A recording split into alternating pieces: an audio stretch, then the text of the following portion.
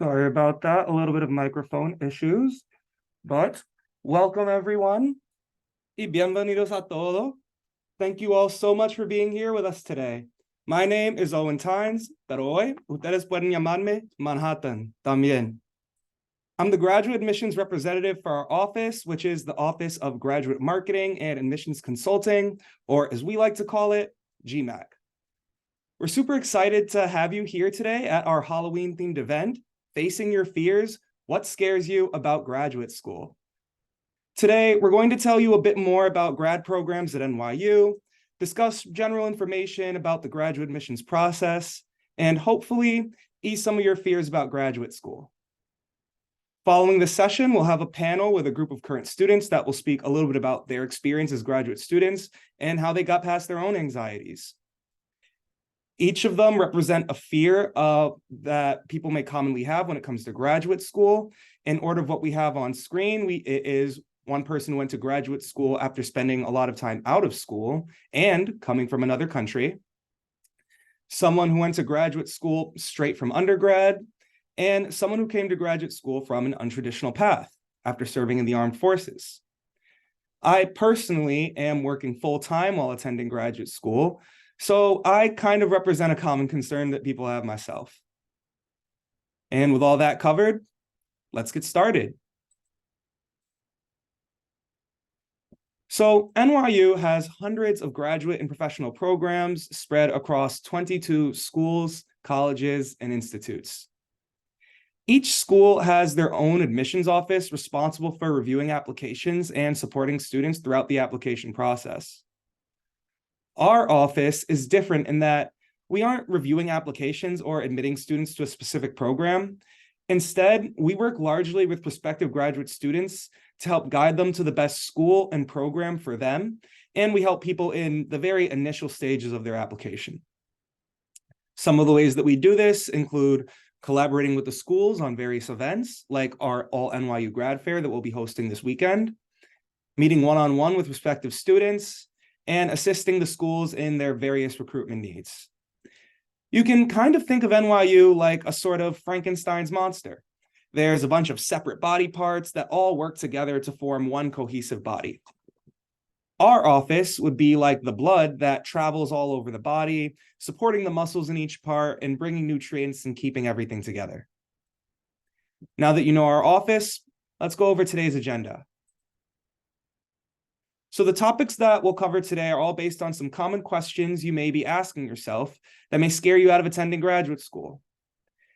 In the order of how we'll cover them, they are, should I even attend graduate school? Is there a community for graduate students at NYU? How do you choose a program? What are the application requirements anyway? How am I going to pay for graduate school? And then, of course, at the end, what if I still have questions? So with that, let's get started right at the beginning. Why should you go to graduate school? Although there's a significant time and financial commitment with going to graduate school, there's many scary situations people get into that make them want to pursue an advanced degree. Some people worry that they won't be able to advance in their current career with only a bachelor's. Others are afraid that they made the wrong choice in undergrad and want to change careers.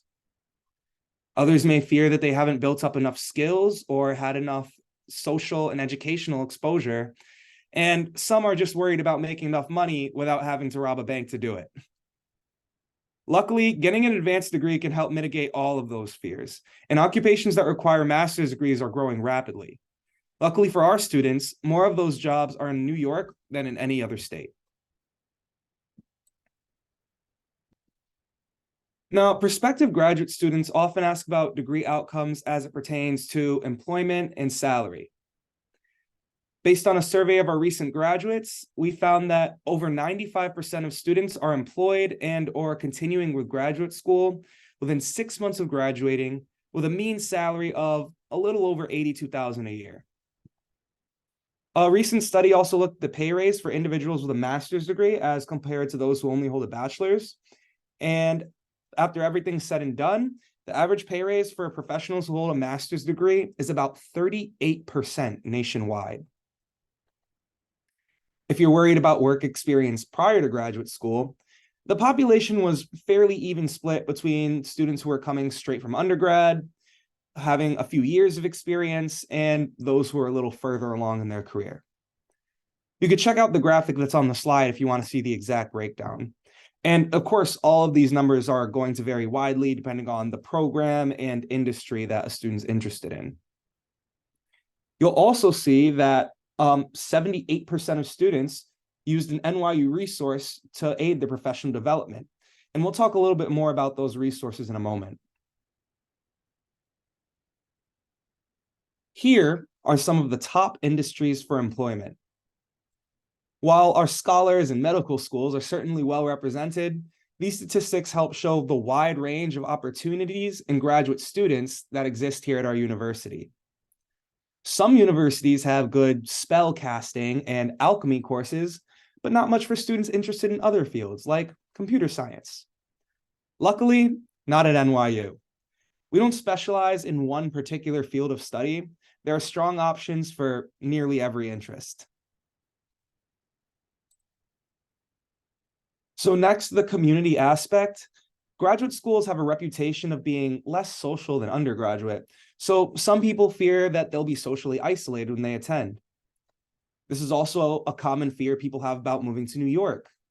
Being in a city with so much can ironically make it more difficult to find your place. Luckily, NYU has a large and flourishing community right here in the heart of the city. We're like a horde of zombies that are slowly taking over the entirety of Lower Manhattan. So to start, I'll briefly cover a few resources available to NYU graduate students that help them socially and professionally during their academic journey.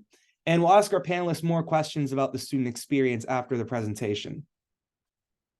So first, when it comes to student life, there are all university clubs and organizations that are open to all students, as well as those that are affiliated with a particular school, department, or academic field. So if you're looking for friends from all stages of life to keep you company while you try to survive a haunted house, join an all-university club. Or if you want to focus on professional development and build the next secret society in your field, there's good options for that too. Next, career support, specifically the Wasserman Center for Career Development. One of the questions that terrifies almost every graduate student is, well, what are you going to do after you graduate? Fortunately, the Wasserman Center for Career Development exists to help you answer that question. Here you can find industry connections and events, alumni engagement, virtual coaching sessions and workshops, job and internship search support, and more. The Wasserman also helps students through all parts of their academic journey. When you're looking for employment when you first enter the university, finding a job after graduation by using Handshake, which is an Indeed-like platform, specifically catered toward employers that want NYU students, and even before you enter the university, looking for an on-campus job through that same platform. Next, when it comes to life in the city, New York City can be a very scary place when you don't know your way around. That's why Student Life provides on and off-campus housing support, free access to many of the city's museums, a range of social and professional events to help you connect with your peers and with the city, along with the Graduate Success Series, which is a collection of workshops on a variety of topics to help you with your transition and ongoing success in graduate school. And last but not least, we have the Wellness Exchange, which provides 24-hour mental health support to all students via phone call wherever you are in the world. Because as we know, NYU is a very global university with campuses on all corners of the planet. Next time you're passing through an empty graveyard and you think you hear something, call the Wellness Exchange so that they can keep you calm until you find an exit.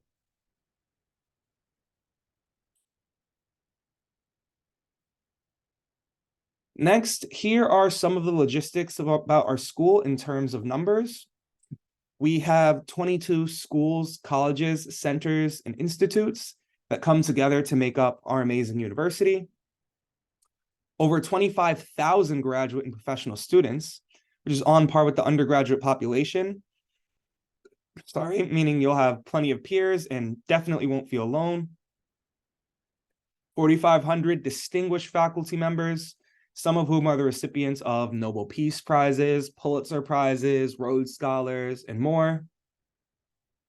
And NYU also has more international students enrolled than any other university in the country, and more than 500,000 alumni spread throughout over 180 countries. So even if you're from Transylvania, you can find people that remind you of home here at NYU.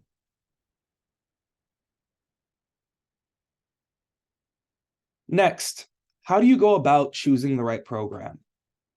Some students have very specific or niche interests, and they fear that they won't be able to find a program that suits them all. On the other hand, some students have so many different interests, they don't know which program they should choose, especially when there's hundreds of them available at a school like NYU. Or maybe your issue is a little bit of both. You have many different interests and want a program that can satisfy them all at once. Luckily, at NYU, we have plenty of options along with the resources to help you navigate them all and choose the right one. Listed here are the NYU schools and colleges that house our graduate programs, as well as a few select institutes and centers that are located within the schools. For example, the Center for Urban Science and Progress is located within the Tandon School of Engineering, and the Grad Institute of Mathematical Sciences is associated with the Graduate School of Arts and Sciences. One of the truly unique things about NYU is that there are a lot of different ways to similar ends. Just because you want to work in a haunted theater, for example, doesn't mean that Tisch is your only option. We have many art and performance-based programs in the Steinhardt School of Culture, Education, and Human Development as well. Or if you're interested in starting an evil corporation or being a part of one, there may be programs outside of the Stern School of Business that could fit your long-term goals even better, like one of our more specialized but business-related programs in our School of Professional Studies. Because there's such a wide range of programs here at NYU, we recommend looking over our master's programs the same way that you would to look over an undergraduate program, in that you should look a lot into the different programs in the different schools before coming to a final selection.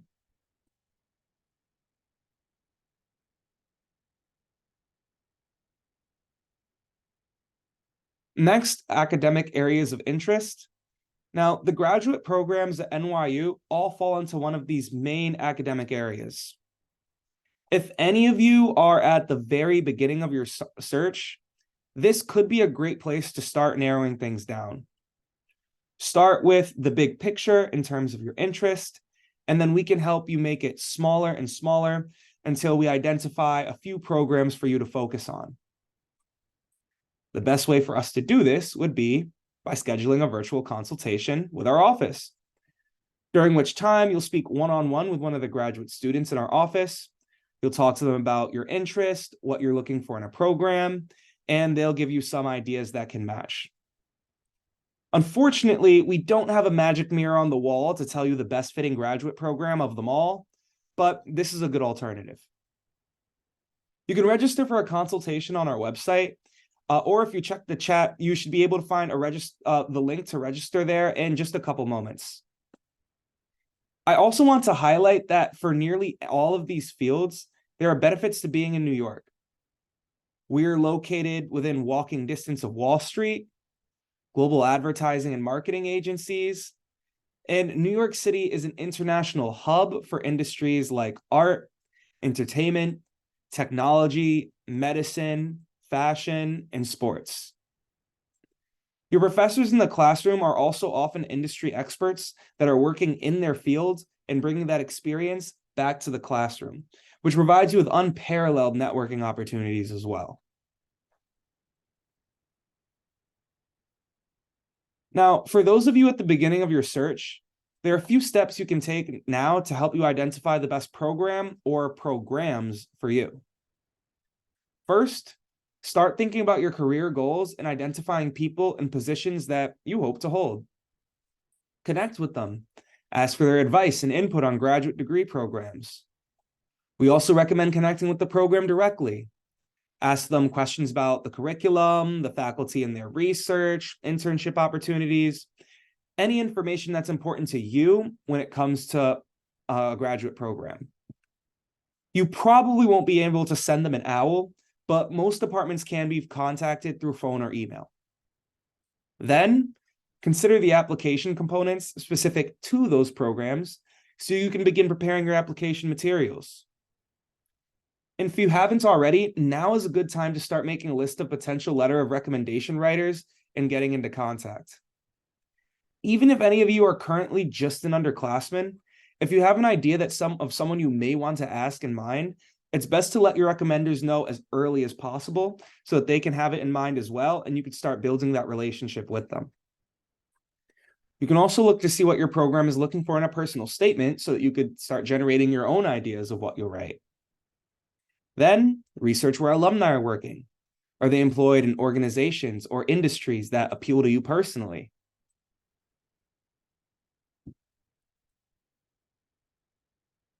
Next, what are the application requirements anyway?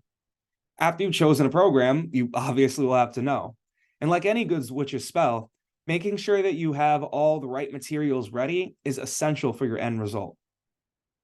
Now, at NYU, each school has their own Office of Admissions with their own set of admissions criteria and processes. So these will vary a lot. But generally speaking, a graduate application will consist of, first, of course, your academic transcripts.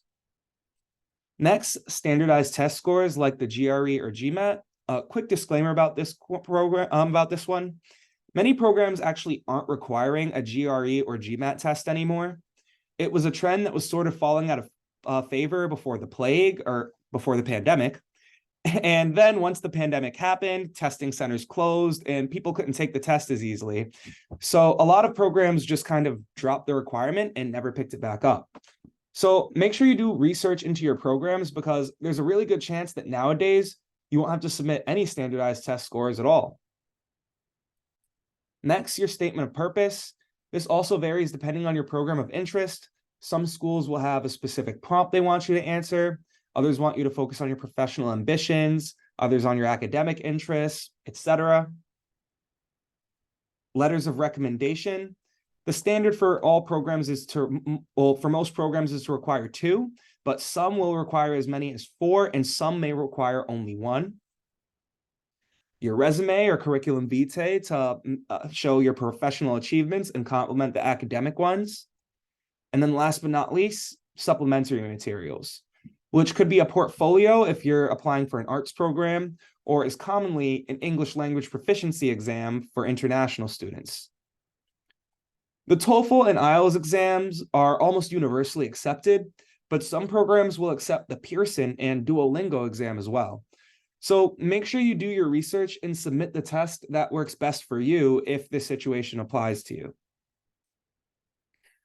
NYU admissions offices generally use a holistic approach to review applications as well, meaning that one part of the application you see on screen won't necessarily disqualify you from being admitted. A good transcript can balance out lower GRE scores. Or if your GPA isn't as high, solid recommendations that display your work ethic can supplement that as well. So hopefully you're on good terms with that mad scientist you did an internship with. Make sure you take note of the deadlines and work to apply by those dates to ensure your application is received without difficulties, because when the clock strikes 12 on the final due date, you'll be locked out of the application portal forever, or at least until the next admission cycle. Next, paying for graduate school, which many students claim is the scariest part of higher education. Unfortunately, not all of us can rob the royal mint of Spain, like myself, but there are other options. First, as far as scholarships are concerned, these are determined at the individual school level for NYU graduate students. Students are considered based on merit for most programs, whether they are international or domestic students. So we recommend that you reach out to your school of interest directly to see what scholarships may be available for students in your situation. So looking at the types of funding that are available, we have first, fellowships, and as just mentioned, scholarships, both of which are not repaid. This is commonly an agreement that you get with the university before you're admitted, but there are also private scholarships and some scholarships that are given to students after they've been in a program for a while as well. So make sure you look into what your situation entails. Teaching and research assistantships, which are self-earned funds. Employer contributions and repayment and forgiveness programs, both of which, if there is any amount that you, the student, have to pay, will vary significantly depending on the terms of your program. So if this applies to you, make sure you look at it carefully so that you'll know how much you can be expected to pay, if any. And then last but not least, loans, which include private loans for domestic and international students, and for domestic students, the direct unsubsidized and graduate plus loan. You'll need to complete the free application for federal student aid, or FAFSA, to apply for federal or private loans and for some scholarships as well. Quick reminders that the FAFSA is only for domestic students. So if you're coming from a land far, far away, this won't apply to you.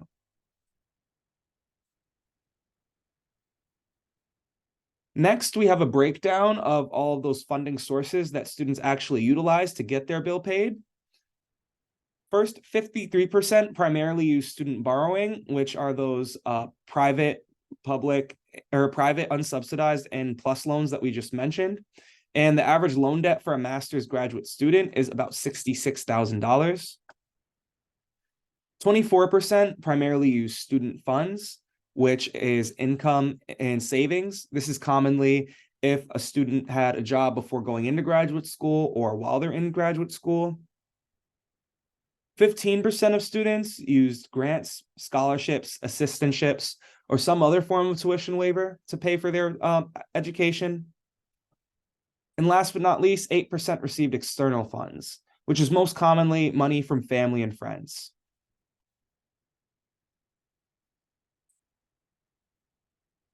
Now, that was a lot of information. Hopefully you all were able to absorb it, but it's possible you may still have some questions. If you do, you can always reach out to our office using the contact information on this slide that's available here, or schedule a virtual consultation with us on our website. If you have a more specific question, scroll up in the chat, find the contact information for your school of interest, and we recommend you send them a call or email with that specific question. But before you do that, let's open up and begin our panel. At first, we'll have a few pre-selected questions for our panelists to answer, and then after that, we'll open it up to the audience for any questions they might have. So I'll stop sharing my screen, and let's start by having our panelists turn on their cameras and allowing them to introduce themselves. Hi, everyone. I'm so happy to be here. My name is Adibisi Adeniji. I am from Lagos, Nigeria, in West Africa. I'm in the Masters in Project Management program at NYU SPS. Hello, everyone. My name is Annie. I'm originally from Connecticut, and I'm in my first year at SPS, School of Professional Studies for Global Affairs. My concentration is international law and human rights. Hi, everyone. My name is Anthony. Born in Pennsylvania, grew up in Florida. Previously a naval officer, came to grad school to study urban planning at the Wagner School of Public Service. My concentration is city and community planning. All right, so thank you to that for our panelists. And I also just want to say, shout out to you all. I love the different costumes that we have available here. And so just to get everybody a little bit more acquainted with, what you bring to the panel, how about we start by going around with what scared you most about graduate school and how did you confront it? So we can go in the same order that we just went. BC, how about you go first? As an international student, my biggest fear about graduate school was definitely being able to operate in a multicultural environment. As an individual that has only operated in one culture all my life, that is something that I did not know how I was going to work around. But when I got to NYU, the community I met, the people I spoke to, the professors, that really put my mind at rest, and I was able to work around that. In addition, I am not a traditional student. I graduated from my undergraduate degree 7 years ago, and since then a lot has changed. Also, I have a background in the creatives, and my current concentration is more tech-driven. So being able to bridge that knowledge gap was something that gave me a lot of headache.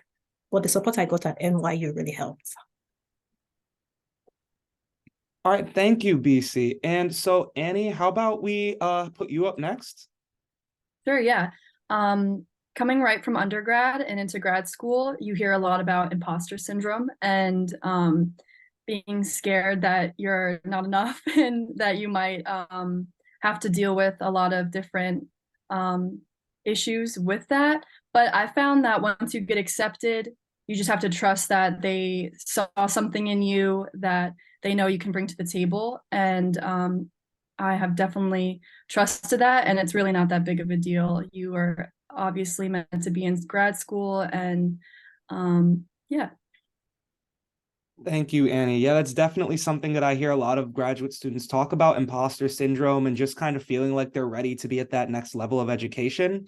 So, glad that, you were able to talk about that from your own experience. And so last but not least, Anthony, what scared you most about graduate school and how did you confront it? I would say the thing that scared me the most was thinking that the workload just might be way too much for me. Um, going into grad school, thinking like, oh, it's a master's degree now, or for some people, a PhD, it's like, oh, all of the work you get, all of the reading, it's quadruple what you did before. The homework is quadruple what you had before. So it was a very overwhelming thought, but I used a lot of the resources that I had throughout the different Zoom panels like this, reaching out to alumni and kind of getting the scope of like, hey, what were these classes like? What is the program like overall? Kind of using that to, simmer down my fears. Yeah, that's really great, Anthony. No, that's definitely something that I think a lot of people worry about, just how that transition of the workload will go. But it's good to know that those resources are available here at NYU for students like you and that you've been successful using them. And that's actually a really good transition to our next question, which is, what do you think would be the biggest difference between grad and undergrad, and what was the biggest difference? Annie, since you're coming straight out of undergraduate, I'm going to address this one to you first. Okay, thank you. So the biggest difference, similar to what Anthony was saying, you get super stressed out about the work and it's going to be so much different than undergrad. And I found talking to my peers that whether you've graduated from an undergraduate institution that's smaller, like my own, or bigger, the real difference is in undergrad, you do have conversations with like-minded students, and obviously like your professors are there to help. But once you're in graduate school, you're in a program with students who are just as focused on the same things as you are, and really want to be there and strive to like make a difference in whatever community that you're focused on. So the biggest difference is that you are in an environment with students that push you a lot harder than an undergrad. It's not so much about the work, but it's really about the people that are around you. And that might sound scary, but it actually is the best way to push your education and learn more. Yeah. All right. Yeah. Thank you, Annie. And I especially love you bringing in that perspective of how, like, you talk to students from small colleges and big colleges and really kind of hone down what you all see as the biggest differences. And so going on the other end of the spectrum, somebody who took that gap between undergraduate and graduate, BC, what do you think the biggest difference, or what did you think the biggest difference between grad and undergraduate would be? And what ended up being that difference? Well, like Anthony said earlier, I definitely knew that it was going to be way more challenging because now this is a specialized field and you're expected to be more independent thinking and also be very advanced. And I was able to, bridge that gap by speaking to my professor, speaking to people who are in the same program with me. It's so amazing that everybody you meet in NYU is very brilliant. I don't know what the criteria is, but everybody I've spoken to in my program and other programs, all intelligent people. So from their perspective and mine, I was able to actually go forward and make this decision. In addition, another thing that I noticed with me as an international student and other international students is we prioritize professional development, building relationships, making connections, because we now know the importance of that in graduate school. Your network determines your net worth, and that's something that I really prioritize in my journey. And this is something I also emphasize in addition to learning. I know after leaving NYU, I want to get an amazing job. I want to build an amazing career, and the network I make here will definitely help me. So that is something people tend to prioritize more in graduate school. Mm-hmm. Definitely a really good answer there, BC. I especially like the way you talked about, the way people address their professional lives in graduate school and how that kind of looks different from undergraduate. And so I'm going to address this next question to you too, kind of shifting toward the personal side of things.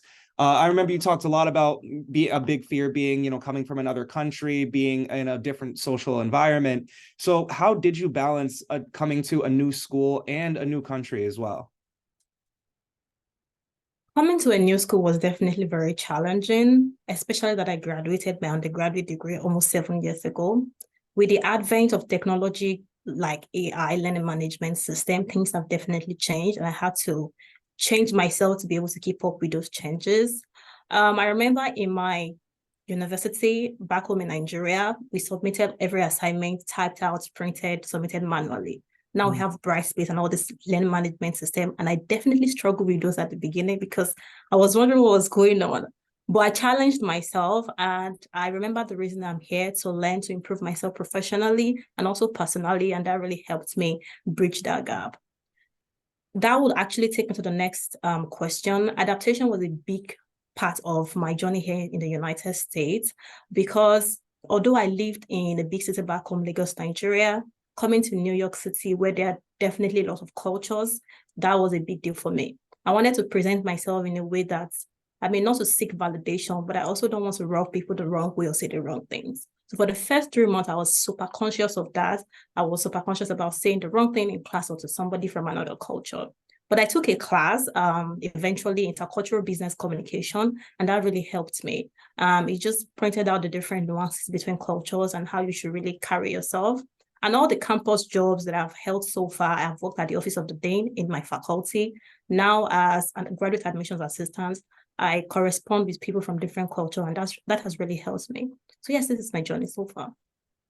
Mm-hmm. Yeah, thank you for that, BC. That's an amazing answer. I definitely feel like I can connect you with both of those. Like, even though I did have a lot of online stuff available for me when I was an undergraduate, just like with all this new AI stuff and even in all the different systems changing, and now you have to put yourself in a group on the like official website and all, it's just a lot more to like, think about all the time. And especially coming to a place like New York, I remember when I came, I also felt like I didn't know much about cultures that were different from my own. I had grown up in a more similar environment to myself, and it was definitely eye-opening, but made that adjustment just like you did. And so, speaking of making that adjustment, one other adjustment that people commonly have to make when they go to graduate school is their time. And I saw somebody talking about this in the QA as well. So I'll start by addressing this to Anthony. So how did you manage your time coming into graduate school? I think the most important thing for me to do is kind of like after the first week where everyone goes over the syllabus and whatnot, kind of just finishing the week off by writing everything down. So I know what assignments were coming up every week, what assignments were, closest or farthest, what did I need to read first, and just organizing myself that way and making that the routine every week. So I wouldn't lose track of anything because obviously, you're at school, some people work as well, and you want to have a social life in New York City. So you don't want to lose track of time and assignments coming up. So really just making sure you're very organized in that area. Mm-hmm. No, I definitely agree with you on there. It's all about organization. And, as somebody who's working full time in graduate school, I can speak to a little bit about how managing my time works as well. I'd say for me, it's like Anthony said, just all about careful planning, just being able to make sure that your hours line up. And I think, last year when I thought about this, I was like a little taken back. I was like, hey, it's a lot. You're going to have to do this. You're going to have to do that. And this year, I think one thing that I've noticed from as the semesters have gone by is you kind of get used to it. So at first, it will be daunting. It will feel like, wow, I barely felt like I had time at the end of my 9 to 5 job. How am I going to go to class on top of it, do homework on top of it? But then once you get into the rhythm, it just feels like it makes sense. Like, honestly, even now, there are times when I'm sitting down, like, how do I not have an assignment due? Like, I'm bored right now. So I also, yes, it does take a lot of organization, and yes, it will be hard at first, but it is something that you can adjust to. And so, speaking on that adjustment, I'll have another adjustment related question. What did you think would be the biggest challenge returning back to school? And what was the biggest challenge? BC, you already talked about this a little bit, but in case you have anything you want to add about like what ended up being a really big challenge for you or something else that you anticipated in the context of coming back to school after being a working person. Like I said, the technology definitely threw me off a little bit, but I was able to work around that. As an international student as well, being able to settle down in a city like New York, that was definitely very challenging. And I'm so happy that NYU has this amazing resources like the wellness resources where you can reach out to someone, they can speak to you, and resources for housing, different communities that you can join. That really helps because at some point I got really homesick. I was thinking to myself, is this even worth it? I've left my comfort zone. But at the end of the day, nothing grows in your comfort zone. So yes, that's something that I really can talk about. And yes, I'm very happy that NYU has all these resources in place to help. Oh, sorry, I was on mute. Thank you for that, BC. And so, Anthony, I'd want to address this one to you too, since you also come from a different untraditional path coming into graduate school. What did you think would be the biggest challenge returning back, and what ended up being that biggest challenge? Yeah, I would say the biggest challenge for me, kind of like what I was talking about earlier, just maintaining that balance. I've come from being in the military for 5 years where that was the only thing I needed to worry about. Now it was like school, um, taking care of my family, work, and having a social life, but also coming to terms with the fact that I hadn't been in school for so long. So, writing an essay might, take me a little longer, or reading a 50-page document might take me a while. So, getting back into the rhythm of things, and giving myself the time to readjust, and also making sure that I took advantage of, living in New York City, because that's one of the perks of going to NYU. Mhm. Definitely true. That's probably my favorite perk of going to NYU. And so this next question, we've had a lot of people talk about community in general, just as a common theme. So I want to address this to Annie first. How did you go about finding community in graduate school? Yeah, I definitely relied on my classmates, constantly reaching out, asking to go to the library. There are so many opportunities with clubs, and everyone is doing their own thing, but at the same time, when you're like-minded or in a group, they're constantly asking you to go. I think I've been asked to do so many things, and yeah. Yeah, definitely a great answer. Good to know that there are so many people that are actively trying to do their own thing while building their community. Out of BC, would you like to go next? How did you go about finding community in graduate school? It's a very funny story that somebody that I went to undergraduate school with, Vivian, she was here in SPS as well. She's a Nigerian just like me. So I reached out to her and she said, oh, there's a group for African students here. And then she added me to the group. And that kind of, it gave me the softest landing because everybody was so amazing from that time to now. And helping me search for apartments, getting me my first campus job, reviewing my CV for me. It's so amazing what community can do for you in NYU because, like I said, as an international student, it can get pretty lonely quickly. So that definitely gave me the softest landing, and I'm very, very grateful for all those people in that group. If you're an African and you're on this group, please be sure to join. It's called the African Graduate Student Association. It's an amazing resource, and I'm very happy to be a part of it. Mhm. Yeah, good to hear, BC. And yeah, also good to know that all of those different cultural institutions are available here at NYU for students who might be feeling a little bit of homesick. Just because you're in a place with all different cultures and ethnic backgrounds of people doesn't mean that you have to abandon the people that you come from as well. So there are definitely strong options for those issues or for those people who are looking for that. So if you need to build community through that way, that's not something you have to worry about. And so, Anthony, next, would you want to talk a little bit about how you went about finding community while in graduate school? Yeah, sure. So, one of the things I told myself coming back to school and moving, originally I lived in California. I moved over here to New York for graduate school.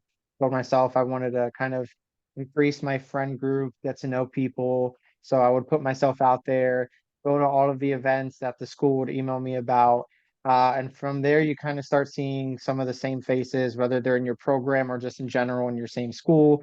So you kind of work your way from there, and really there's just so much happening all the time every week. I'm super jealous because sometimes they fall, during my classes and I can't go, but there's so much to do and so many people to like coordinate with and be like, hey, are you going to this event, or are you going to this, this person's doing a talk. There's a lot of like graduate happy hours to get to know students in different programs.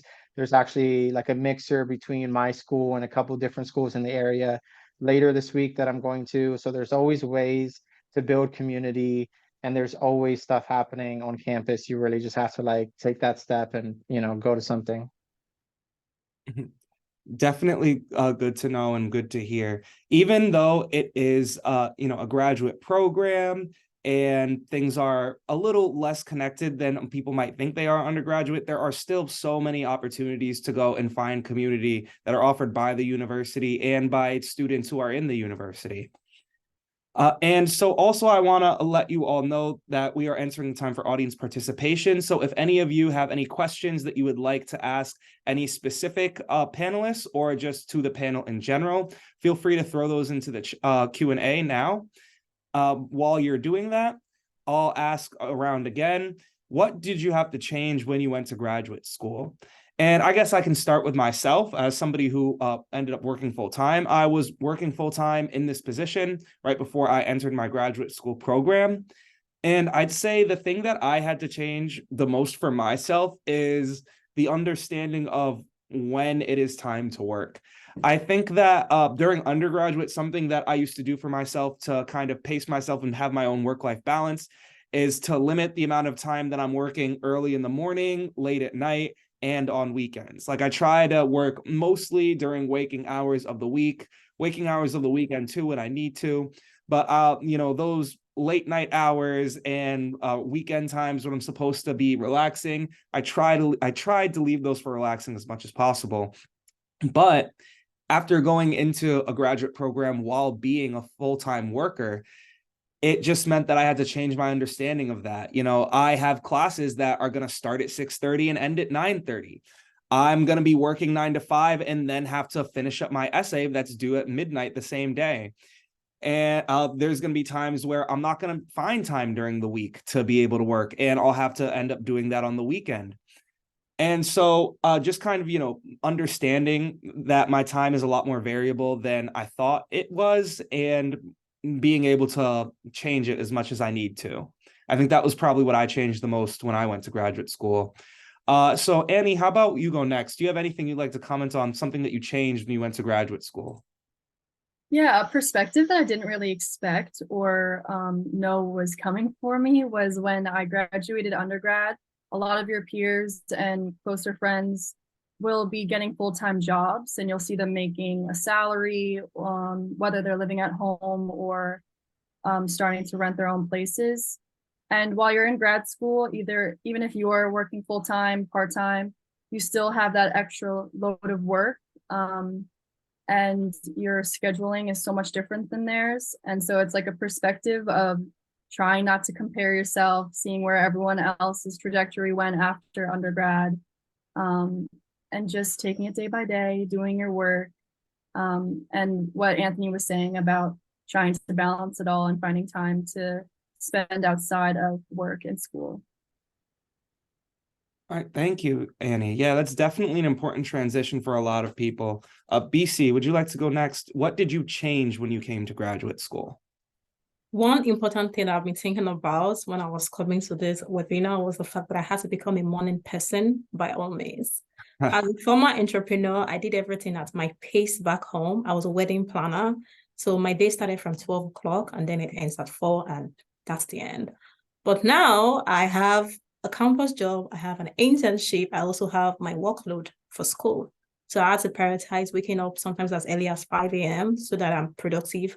Now it's so funny that I've become such a morning person that once it's nearing the end of the day, I'm done. But from 6:30 a.m. to 6 p.m., those are my peak times. And before now, that was not it at all. So definitely adapting as things are changing, that was definitely something that I did not know I'll be able to do. Well, I did it. I'm here now and everything is going as planned.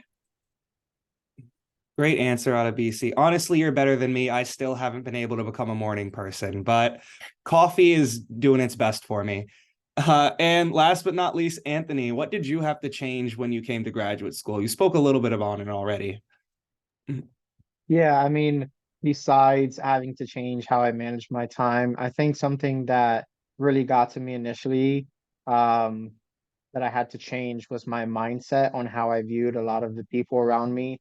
Um, Having not been in school for so long, stepping to a classroom with people who did, these crazy jobs, internships, they had massive amounts of experience in the field that, we all wanted to work in, and I was so behind the curve. So really had to like change the way I saw that. We're all here trying to get the same degree, studying the same things for a reason, because obviously, getting that degree is kind of like a step towards, the next thing. So as much as that experience helped them, we're all here to get the same degree and use that to all help each other. All right, thank you for that, Anthony. That's definitely an important thing to keep in mind, and goes also with what Annie was talking about in the beginning, just making sure to fight off the imposter syndrome and remembering that you're there for a reason. And so since we don't have much Q&A from the audience, I'll have another question for our panelists. So how did you know that you were ready to apply to graduate school? What got you to the point that made you think like, all right, it's time for me to go, time for me to do this. I have my things in place. I'm ready to apply. Annie, how about you go first? Yeah, so my knowledge was super specific in religion and international studies, but I had gone to an undergraduate institution in Pennsylvania. So everyone kind of looked like me and acted like me and had the same global perspective, which just wasn't what I needed to really apply to jobs with a good perspective. So I knew I needed to be educated more. I needed to be in a classroom where people were completely different than me, especially while I'm doing an education in international studies or global affairs. So yeah, I always knew that I wanted to go to grad school to seek more education, because I think you can always learn something. Yeah. All right, thank you for that, Annie. And yeah, I think it's really awesome how like it's something that you saw in your undergraduate program and said, well, I know I want to go to graduate school and this is what I'm going to want from my graduate school after that. I also think that it's great to highlight the diversity here, as that's something that NYU really tries to champion and is one of the strongest points of our university. And so kind of going from the opposite end, somebody that wasn't in school when they decided to go to graduate school, not at all, out of BC, how did you know you were ready to apply to graduate school? So I started my event planning business in my undergrad at a very young age, and I did it for 10 years. After that 10 years, I was beginning to get bored a little bit, and I knew there was still so much in the world that I can be. I also knew that I had all my transferable skills from being an event planner, and the closest thing was to be a project manager. But to be able to bridge that gap between events management and project management, I had to update my skill set. And that's why I decided to pursue a master's degree here in the United States. Like Anna said, I wanted to operate in a place where the people have different perspectives and the possibilities are endless. And that's why I chose the United States. So yes, I just knew that it was time for a pivot after the 10th year of event planning, and I went for it. Yeah, Good to hear. And, sometimes that's what it takes, just that decision that of, you know what, I'm going to go for it, even after having a career that lasts for 10 years. And then last but not least, Anthony, how did you know that you were ready to apply to graduate school? And again, for you coming from that untraditional path. Yeah, I think for me, um, I kind of took for granted my undergraduate degree and never intended to go back to school after that. Um, but I always tell people I was born in York, Pennsylvania, and I grew up in Miami, Florida. And what I'm studying now is city planning with a focus on transportation and, community planning. Um, and there's no transportation systems, no trains or like big bus networks in York, Pennsylvania. And Miami, Florida is a massive city. So you'd think there'd be a good transportation system, but there isn't. Then I moved to New York and I was like, the MTA subway systems, the bus networks, the ferries, there's so many ways to get around, and I kind of carried that with me throughout my time in the military. And I figured if there was anything I was going to go back to school for, it had to be something that I was 100% passionate about and that really grew in me over the couple of years that I was, in the service. And towards the end of my time in the military, I was like, okay, I think this is what I want to study. This is what I want to go for. So I ended up applying. Thank you, Anthony. Yeah, great answer. And that's a great way to realize that it's time to apply. Once you say, yes, this is something that I'm passionate about and want to do. And definitely something I encourage everybody who's looking into graduate schools. When you're choosing a program, make sure that you know that it's something that you're passionate about and do want to do, because this is supposed to be your specialty.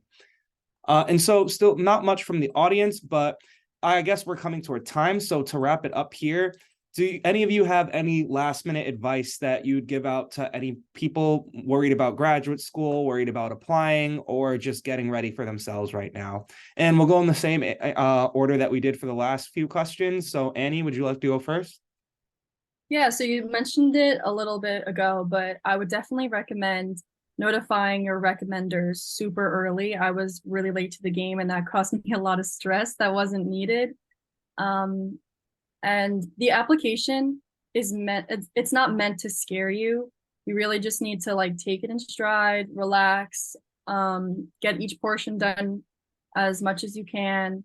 Yeah, they want to see you succeed and accept you, the admissions team. So don't stress yourself out. I know I did. And yeah, everything will be okay. Thank you, Annie. Definitely important to remember not to stress yourself out. BC, would you like to go next? So I come from a high cultural context, culture where you're not supposed to talk about yourself and your achievements a lot.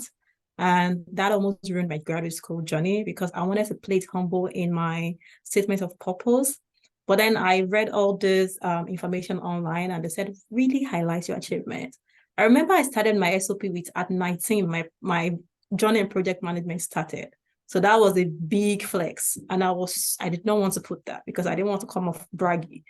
But yes, highlight your achievements. Don't be humble at all. Everything you have done that has gotten you here so far, put that in your SOP. And I believe that will really help.